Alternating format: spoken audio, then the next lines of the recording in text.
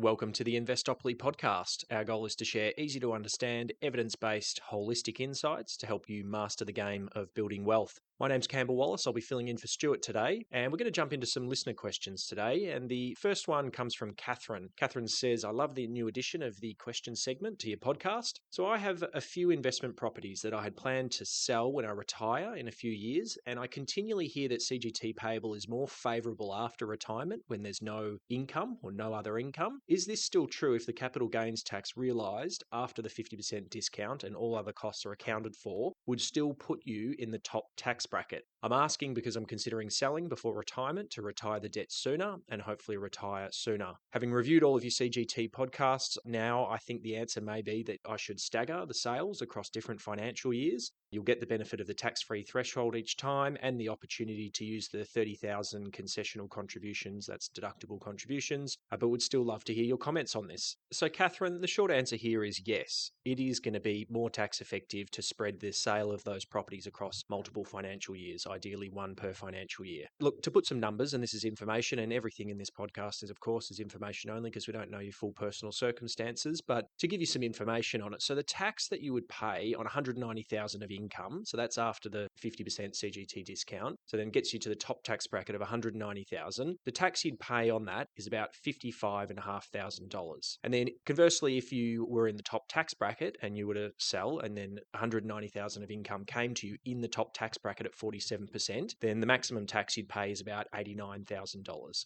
So therefore, the difference between it is, so the maximum amount of tax that you can save by staggering those property sales across multiple financial years is about $33,000 to $34,000. Now that's significant, but sometimes for some people it's not life-changing, and with other elements considered, it might still be the right move to realise the capital gains in a particular year. But to put it in perspective, that's really the difference, the $33,000 to $34,000 per financial year. Now that assumes, of course, that you don't have any other income at all. So there's no other, rental income, because if you're selling one of the properties in the first financial year and then you've got the other financial years, if some of those other properties to keep, two others, well, if they're cash flow positive and you've got the rental income from those, well, that's going to attribute towards your assessable income. If you've got any other assessable income, if you're dropping down to part-time work, you're not going to full-time work, or if you've got dividend income from a share portfolio or anything else, you've really got to consider all other taxable income that would contribute towards that. But my read of what you're saying here is that you would have absolutely no other income once you retire. So, look, historically, we've always, spoke about, it's always best to wait to retirement to realise capital gains for the tax benefits, and it's better to stagger these properties out. But I know Stuart and I were speaking about it recently, and, $33,000 to $34,000, yeah, I mean, of course, that's significant, but it's often not life-changing. And for some of our other clients, they're in situations where it's not even that amount because they have other passive income. I've got a few clients where once they retire, the passive income from their investments is over $200,000. And so for them, it really doesn't matter waiting till retirement. And it doesn't matter if you sell 5 properties in 1 year or 1 property in 1 year. It doesn't matter. You're in the top tax bracket, so there's really no difference from a tax perspective. So I don't know, for different people, it has more or less of an effect. And I think the important considerations as well, Catherine, why sell all of them within a 3-year period if that's your plan? I think you need to consider sort of market conditions, the type of property, the expected potential capital growth of those properties. And if one of them is, a really poor property, then sure, that makes sense to get rid of that and retire some debt. But if, one of them is, a really great property and it's got very good prospects of growth throughout retirement, then why not hold on to that? I mean, I'd argue, why not retire some debt and then keep the best property, get rid of the worst ones, and then if that, hopefully retiring some of that debt might get that good property to cash flow neutral, and then you've still got some leveraging in play there for retirement and there's no holding cost. So then, hopefully you've got some super as well, so then you can draw upon super, the property washes its own face and you can hold it for another 10, 15 years before needing to sell it, perhaps when the super might get low. Again, I don't know your circumstance, but I think that would be the better outcome. You want to, selling them all within a 3-year period, particularly if one of them's got good growth prospects, might not be the right move. And look, let's say hypothetically 2 of the properties you really wanted to get rid of because they weren't deemed very good quality. Your comment there about, you could use the 30,000 concessional contributions to super, which would reduce the tax payable. Yep, absolutely. That's spot on. You've got to also consider you might have carry forward concessional contributions. So if you haven't contributed up to the cap over the last 5 years in the lead up to retirement, then, you might have another 30,000 or 40,000 or 50,000, whatever, that you could contribute to super concessionally via using those carry forward forward contribution unused caps. So that's something to consider as well. And I don't quite know your circumstance there, Catherine. And the final comment I'll make there is I think you need to consider the holding cost of the properties against their potential capital growth. So, if one of the properties has a holding cost of, say it's very negatively geared and there's a holding cost of, I don't know, 60,000 per year, well, just to hold on to that and to take $60,000 negative cash flow in retirement in order to then wait a full 12 months to the next financial year when you think that that property's not going to grow at all, well, then it might make sense just to sell it in the 1 year, save the $60,000 of interest and pay the extra 30, 40,000 that you'd pay in tax. I think you've got to weigh up those equations of the tax versus the holding cost, and that's if your properties are very negatively geared. So those are my comments, Catherine. I hope that helps. The next question comes from Elise. Elise writes, "Thank you for all the great insights you give via the podcast. I'd like to get some thoughts from you regarding our current situation and where to go from here. So I'm 41, I work full time, 3 kids and a partner that stays at home. Our home is worth about $1 million and the mortgage is about $580,000. We've got about $300,000 in super combined, and I do salary sacrifice a small amount. Got about $45,000 in ETFs, about $300,000 in cash in the offset account, and I'm currently looking to purchase an investment property using a buyer's agent. Some issues with this: low servicing capacity. So we'll be putting in about $250,000 of our own money for the purchase. So cash, I'm reading. And we've been waiting 4 months now with a few offers, but we've been beaten. We're looking at properties at about $450,000 mark. My question for you would it be best for us to try and pay off the mortgage, then buy,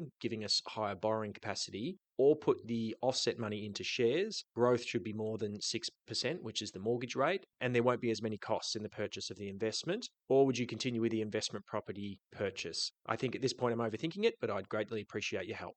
So at least the first point I'd make is there's a bit of a structuring issue here in that if you take $250,000 of the cash, of the $300,000 cash that's in your offset account for your home to go towards the investment property, you're creating non-deductible debt there. And that's not the best way of going about it. So if you were to go down the investment property route, yes, you would certainly be better paying down the mortgage and then redrawing as an investment loan to put more towards that investment property. So instead, then you'd be reducing your non-deductible debt and you'd be increasing your deductible debt. So going down that route of putting $250,000 cash towards the investment property, I don't like. So I'd think about doing it that way, and hopefully you've got a mortgage broker that can assist you in terms of, setting that up correctly. The next point I'd make about, buying an investment property in your position and a property for $450,000, I probably wouldn't be doing it at that point. I think you're really struggling to get something, we speak a lot about investment grade property. I think trying to get something at the price point of $450,000 and, putting a lot into it at that point, I just don't think it stacks up for me. I think you've got to go into property. It's a big asset class, it's a lumpy asset class, and it's an unfair asset class. Unfortunately, from what we see, you've got to go to a certain price point to get the high quality. And I think the buyer's agents that are sort of picking the eyes out of sort of $400,000, $500,000 properties, I just don't think that that's quite the way to go. I think the difference is in other asset classes like shares, it doesn't matter what price point you're at. You can get good quality. You can achieve quality at really at any price point.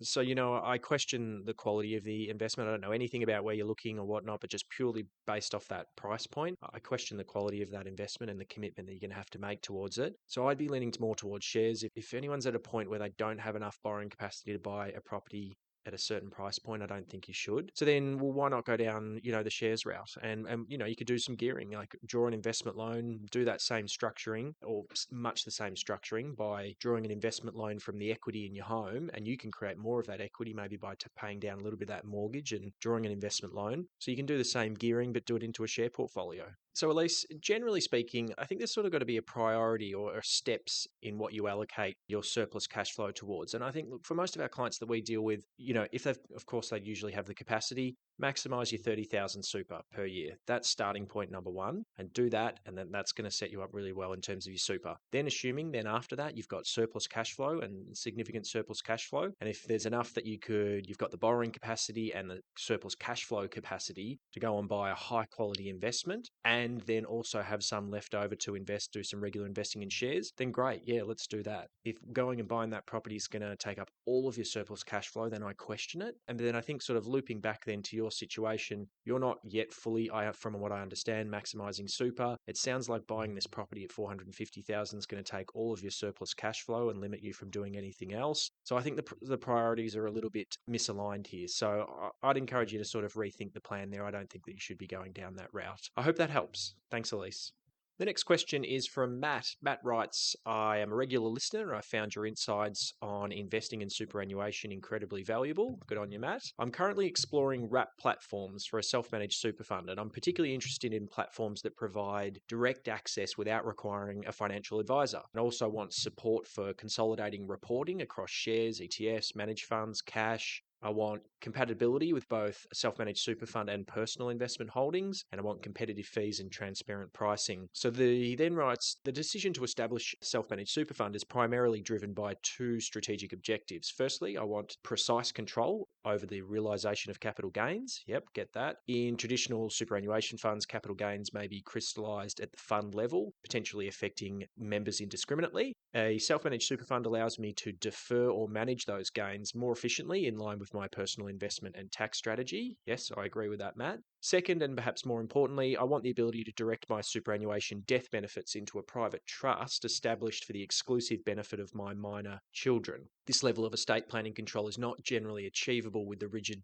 beneficiary nomination framework with most retail and industry funds. I'm aware that platforms like Macquarie Wrap and Hub24 are advisor-driven, but I'm curious if there are any other quality platforms that cater to individuals managing their own SMSF independently, ideally with intuitive interfaces and minimal overheads. If you have some recommendations or insights on this, I'd greatly appreciate it. Keep up the good work. Let me first make a point about, just before I get into the different wrap platform providers, just about the structuring of this super fund that you're considering. So I understand you haven't established the self-managed super fund yet. If you were going to set up a self-managed super fund and then have a wrap investment account within it, and that's the only investments you were going to have within that self-managed super fund, you weren't going to go and buy direct property or other kind of boutique or unlisted funds, well, you wouldn't do a self-managed super fund, I don't think. There's no point paying the cost of the compliance. If all you're wanting to have is a wrap account within the self-managed super fund, we'll just do a wrap super fund. Far less cost and much more effective, much easier, not as much compliance, there's no accounting fee. It's going to be a whole lot easier for you. And you can do exactly what you want to do, but just have it directly in a wrap super fund. So that's something to consider. I don't know whether you're thinking about other investments within the self-managed super fund, but if it's just this wrap account, just do a wrap super fund. Now, on your point there about wanting consolidated reporting across shares, ETFs, managed funds, cash, yep, that's what wrap platforms can do. They've got fantastic reportings, their daily unit price, so it's very up to date and very user friendly, good portal, so it can do all of that for you. Compatibility, could you have one that's within a self-managed super fund, so an investment account within a self-managed super fund, or a super account, or an investment account in personal name? Yes, you can do that, and you actually get benefits by having that all with the one platform. Most platform providers do a family aggregation or family fee linking, whatever they call it. The benefit of that is it combines the balances of your personal, your investment, your super, your various accounts with that platform, and then as your balance goes, the fees get lower. The percentage-based tiered fees get lower and lower, so you get benefits by having them all with the one platform provider. So yes, they can offer you all those different accounts for all those different ownership structures. And then competitive fees and transparent pricing. It's pretty transparent. The competitive fees, you'll have to look at the individual ones. I'm not sort of going to go into breaking down the different fees of the different platforms, but I think you can have a look into that yourself by exploring the options on the websites and having a look at it. But it's pretty clear what the fees are. There's a fixed account keeping fee, and then there's tiered percentage fees based off the balance amount. Now, to your question about can you do this directly, personally, client-directed without needing a financial advisor? Yes, there are some, but it's mixed. So Macquarie Wrap, you've mentioned. No, with that, you generally need an advisor for both investment and super accounts. That's generally advisor-led, Macquarie Wrap. Hub24, they have a client-direct investment accounts. So if it's an investment account inside a self-managed super fund, which I don't think you probably should do, but if it was just any sort of investment account, that can be client-directed. So you have full access, there's no advisor involved in it. But super funds, as I understand Hub24, that needs to be via a financial advisor. But then finally, I'd offer another option, which you haven't mentioned, NetWealth. We think NetWealth are a very good wrap platform provider, and they can do client directed for both a super account and investment account. So maybe that's something for you to look into as a potential option as a client directed wrap account. So Matt, looping back again just to this decision around why you're looking to set up a self-managed super fund. And as you've said, firstly, you want precise control over the realisation of capital gains as opposed to traditional super funds like pooled super funds. So yes, absolutely get your point there. You can achieve that outcome with a wrap account. They're not a pooled arrangement, so you fully dictate when all of the capital gains are realised within your account. Ideally, if it's a super fund, you don't realise any capital gains throughout your working life and accumulation phase, and then you reach pension and all that capital gains tax is cleared, and you're not looped in and paying tax with all the other pooled members. So you don't have to set up a self-managed fund to do that. You can have that in a wrap super account. And to your next point then about, more importantly, you want to be able to direct the superannuation death benefits to a private trust established for the benefit of your children. Reading between the lines, I think you're talking about a testamentary trust there. So you're putting in a provision for a testamentary trust in your will. Yes, that will work with a self-managed super fund, but it will also work again with the wrap super fund. So superannuation is technically not an estate asset. However, you can sort of circumnavigate that by, if you nominate your legal personal representative as the binding death benefit nomination of your super fund, either a self-managed super fund or a wrap account super fund, or even an industry super fund, you can do this. If you put your legal personal representative, that then defers your super benefits to your estate. Now, it doesn't get you around the tax, like, death benefit tax to non-dependents. So it's about who, if it ends up going to a non-dependent, then that tax still applies. So for those thinking you can navigate that, you can't, but it still allows you legal personal representative. It then defers it to your estate. Then it goes to your estate. And what are the instructions of your estate? Well, it's to then refer the money into a testamentary trust to be established for the benefit of your children. Well, then that money will go through there the same way it would from a self-managed super fund. So yeah, I'd urge you just to consider going down that route of the self-managed super fund. Might not be necessary for you, and it could save you quite a lot of costs and hassle in doing that. And the final point I'll make to you, Matt, is that if you're going down this route of a wrap super fund, client directly managed, or the self-managed super fund, which I don't think might be the preferred option, but in any case, if you're managing the portfolio within your super fund, you just need to be aware of that responsibility. There's a benefit to a large portion of the population in going to an industry super fund where it's all taken care of. They don't really need to think. People can choose, the investment options, but within those investment options, it's all taken care of. You need to be aware that there's implications of everything that you do. If you're managing it yourself, there's tax implications. If you go realizing gains, you've got to invest yourself. You might be able to set up an automatic investment perhaps through the client directed wrap account. I'm not quite sure, but when contributions go in and regular contributions, it's going to be your responsibility to go in and invest them. It operates a lot more like a share trading account where it's your responsibility to go and invest the money. So you just need to be aware of that. You are taking on a bit of work there, and then there's also responsibility in terms of the investments. I hope that you keep a very low cost, diversified approach to your investing, and I hope that you've got some advice around and some thoughts on how to do that. But it really is on you, the investment decisions, if you go into a wrap account. So a couple of things to consider, but Matt, I hope that helps. Best of luck.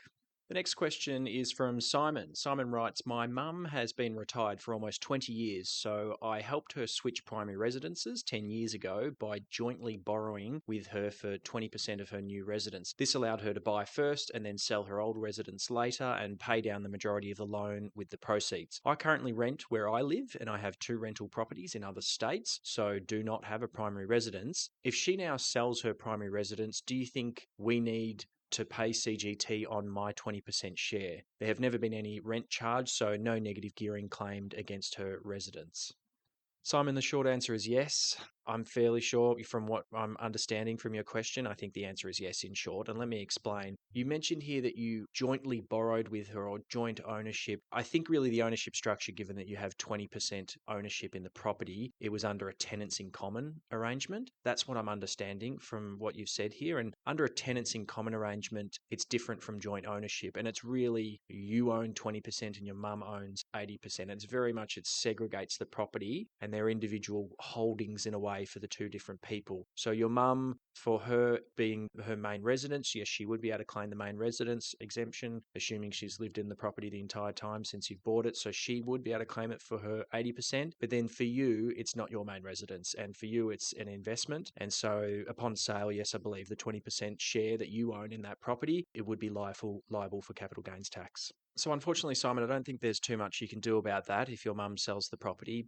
And look, there's no good looking in the rear vision mirror, but I will, just for the sake of everyone else listening to this podcast, about perhaps how you could have done this differently. And, I think this just expresses the point why you've got to really think carefully about ownership structures. It's something that we discuss a lot. For any client that's going to buy a property, we think very carefully about the ownership structure before they buy that property, because you only get really the chance to do it once. There's a few little caveats in where you can tweak ownership structures of properties, but vast majority of the time it's locked in. Then it's too cost prohibitive with stamp duty and capital gains tax to go changing ownership structures later. So you've got to think carefully about it. And then, so look, thinking back, I don't know where you were at that point in time when you helped your mum into buying this property, but if there was, I think you've got to, the main residence exemption is one of the biggest free kicks in the Australian tax system, I believe. And we say that often, and it really is. And so I think when you go looking at ownership structures, we should have ideally worked out another solution to get this 100% under your mum's name so that she was completely on title, and then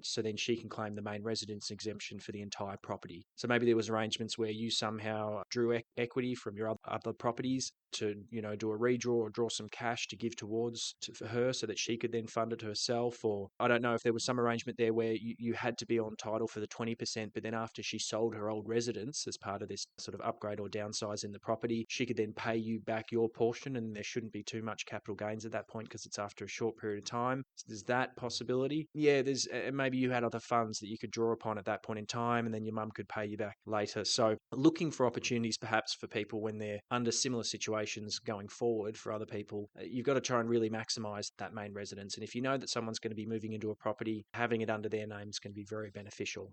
Okay, the next listener wants to remain anonymous, but they'd like to go under the pseudonym of Ray. So we're talking to Ray. Ray writes, I'm a huge fan of your podcast. I listen to you daily on my way to work and from work. I believe my personal circumstances are somewhat unique, so I'd be keen to hear your thoughts on what an appropriate home buying strategy would be. Ray writes, I'm an engineer in the early stages of my career. To give myself the best chance of progressing and maximising any earnings potential, I plan to relocate every few years to where major infrastructure projects are happening. Currently, I'm in Sydney, but next year I might be in another city like Melbourne or Brisbane, or even somewhere regional in the future. I'm married. My current income is about $130,000 and my wife's is $82,000. We have about $30,000 in ETFs, a combination of VAS and VGS. So that's Vanguard Australian Index and Vanguard International Index. We have about $89,000 in super. My wife has $36,000. We have no other assets and we've never owned property before. We're both in our early 30s and we're planning to have a child within the next 5 years. We're happy to keep moving around and rent for now, but in about 10 to 12 years' time, when our child reaches late primary school, we'd like to have a PPR, so a home in Sydney where we can be based long term. We'd like to build an asset base where we can help us pivot into that home in our early to mid 40s. We're considering 3 possible strategies. So the first one is buy an investment property in a location set for growth and continue to rent while we move around, sell the investment property in 10 to 12 years and use the profits as a deposit for the home.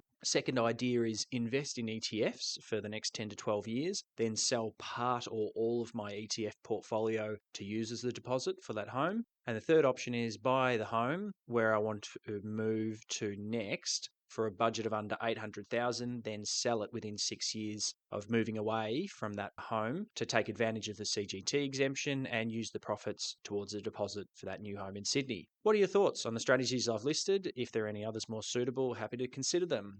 So Ray, I'm going to go with option 4, there is no option 4, but I'm going to give it to you. I generally think if you know where you want to end up, sort of final resting place, call it. Well, that sounds a bit grim, but no, where you're going to settle down and put down roots. I think you want to secure that property, the future forever home, as soon as possible. And it's in Sydney, so it's not that we're not talking about some far out compromised regional location of sorts. Not to say regional locations are compromised at all, but it's in Sydney, so we know it's going to be a good property market. So I think it's kind of a blend of these other strategies that you're talking about. What I'd do is this: you really want to lock in that future forever home as soon as possible in today's dollars, if you know where you're going to end up. And then in the short term, as you're moving around, and I appreciate that you're moving around to these different areas, you rent while you're doing that. What you'd be doing is you're pretty much a rent vesting strategy. And so, Ray, I'd refer you back to episode 351, which I recorded, where I was talking about rent vesting. And you're actually one of these perfect cases where I think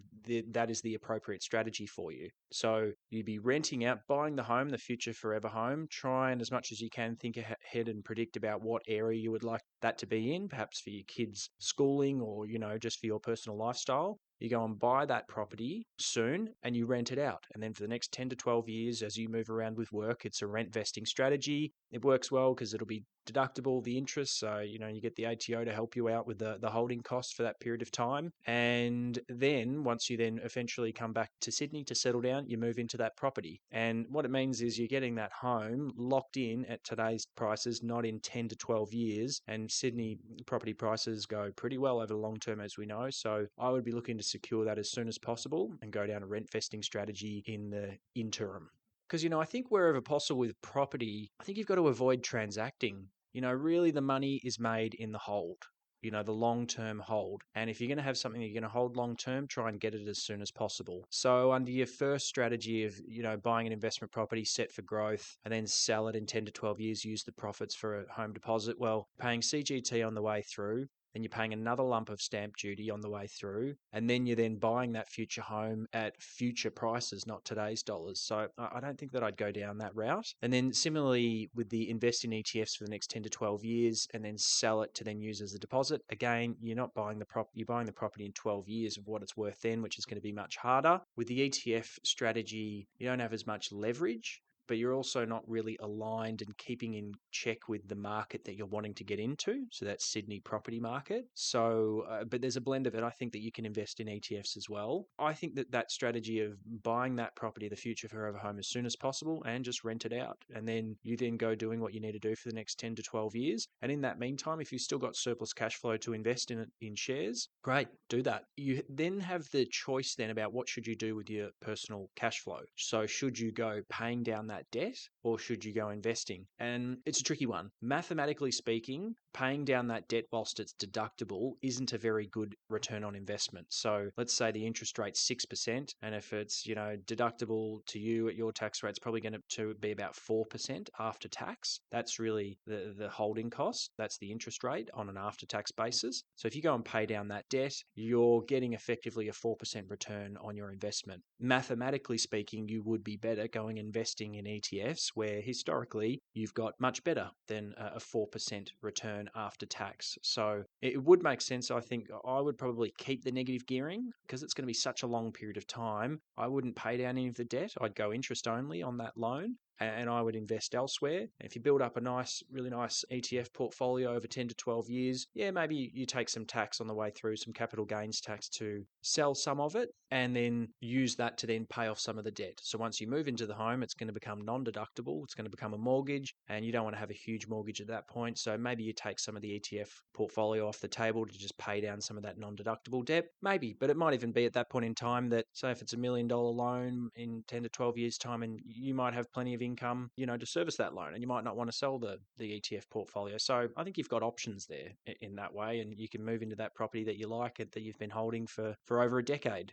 Final point, Ray, is I just want to confirm for you your third option there of what you presented about buying a house where you move to when you move around different locations for a budget of about $800,000 and then sell it within 6 years of moving away to take advantage of the main residence exemption and then put the profits towards your new home. Yeah, that would work. Just to confirm strategically, like that would work in terms of using that 6-year exemption rule and claiming the main residence. No problem, assuming then you haven't nominated a new main residence within that 6 years following. But yeah, that would work. But again, looping back, I don't think you should do that because you're still then transacting and you're still then trying to, even though there's no capital gains tax, there's still stamp duty and other costs of then selling and buying. But then still more to the point, you're buying in 10 to 12 years in Sydney for that future forever home. So that's what I think I'd do in your instance. I'd be looking to how can we buy that future home as soon as possible and then rent it out and go do what you do for the next 10 to 12 years. I hope that helps, Ray. Best of luck. I'm going to leave it there for today at risk of running over time. And I feel like Stuart and I say every episode we've run over time. So at the risk of doing that, I better stop it there and keep it within a reasonable time. So until next time, bye for now. Just a few things before we wrap up, if I may.